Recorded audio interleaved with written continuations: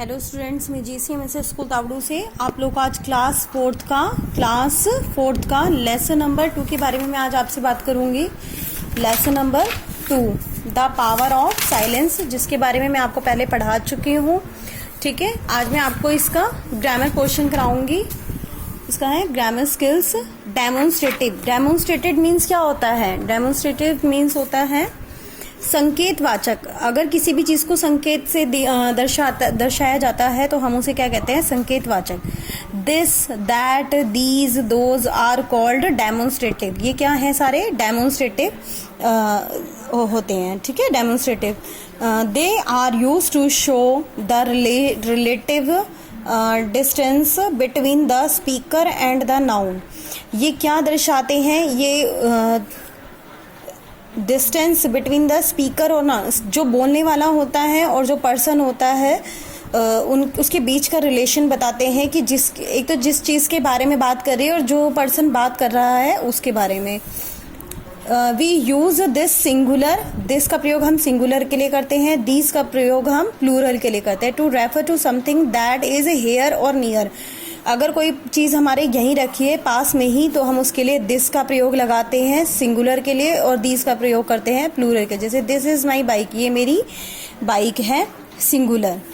This are our children, ये हमारे बच्चे हैं, तो ये क्या है? प्लूरल। ये क्या हो गया? एक से ज़्यादा। वी यूज दैट, जब हम दैट का प्रयोग करते हैं ये भी सिंगुलर के लिए करते हैं एंड दोज प्लूरल के लिए। ठीक है, बट ये रेफर क्या कर रहा है? देयर और फार। अगर कोई चीज़ दूर है, फार मीन्स दूर के बारे में हो रही है, तो हम उसे क्या कहते हैं? प्लूरल, उसको हम क्या कहते हैं? दोज। अगर किसी दूर की चीज़ के बारे में, एक से ज़्यादा के बारे में बात हो रही है तो हम उसे दोज कहेंगे। अगर कोई पास में कोई चीज़ है और सिंगुलर है तो उसके लिए हम दैट कहेंगे। जैसे दैट इज़ आवर हाउस, वो हमारा घर है। दोज आर माई शूज़, वो मेरे शूज़ हैं। We can also use demonstrative pronoun by themself, ये उनके लिए भी यूज़ होता है। जैसे डेमोन्स्ट्रेटिव एडजेक्टिव, जैसे डेमोन्स्ट्रेटिव एडजेक्टिव अगर किसी विशेष चीज़ के बारे में बात हो रही है, you can also use demonstrative before a noun, किसी भी नाउन से पहले यूज़ कर सकते हैं। There are called demonstrative adjective, इसको हम डेमोन्स्ट्रेटिव एडजेक्टिव भी कहते हैं। The demonstrative adjective needs to agree, ये adjective needs to agree to be the same form as the noun, ये भी हम नाउन के लिए यूज़ करते हैं। पर अगर किसी भी चीज़ के लिए बहुत ज़्यादा जोर देके कहा जाता है किसी भी चीज़ का नाउन के लिए, तो फिर हम उसको डेमोन्स्ट्रेटिव एडजेक्टिव कहते हैं। उसकी किसी भी विशेषता के बारे में अगर हमें बताना हो, जैसे कि एग्जाम्पल है, ये एग्जाम्पल और demonstrative adjective. This event is boring, ये जो समय है ये बहुत बोरिंग है और ये सिंगुलर के बारे में बात हो रही है तो ये दिस का प्रयोग होएगा।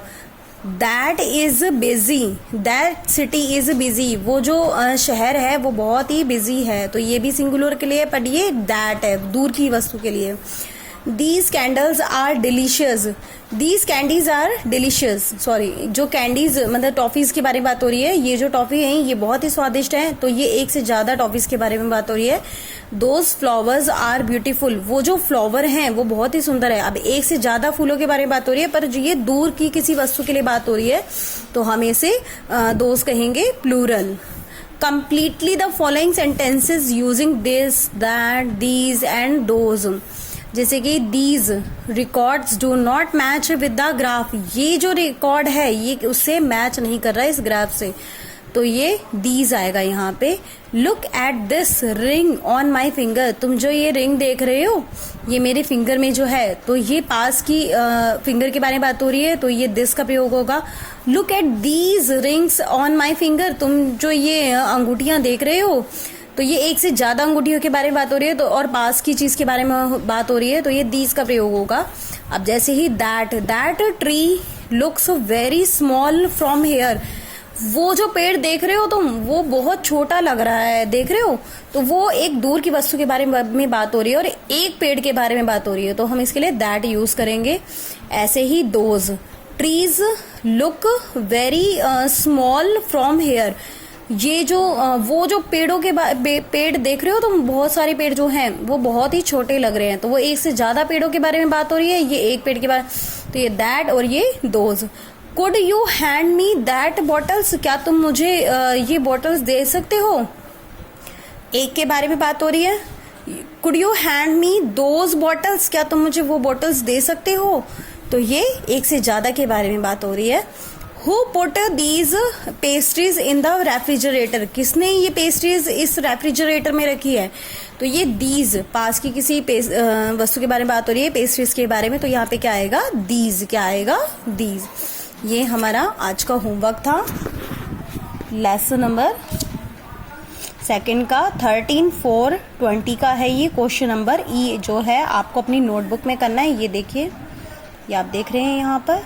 और एक क्वेश्चन और मैं आपको दूंगी होमवर्क में, एक क्वेश्चन और दूंगी मैं आपको होमवर्क में, 13/4/20 के बारे में बात करूंगी। Do you have grand parents, how do you spend time with them, क्या आपके दादाजी या दादी जी हैं तो आप उनके साथ अपना समय कैसे व्यतीत करते हैं, उसके बारे में 2 या 3 लाइनें आपको इस ग्राफ्स में लिखनी है। आप अगर बुक है तो आप बुक में लिख लीजिए, नहीं है तो आप अपनी नोटबुक में लिख लेना, ठीक है।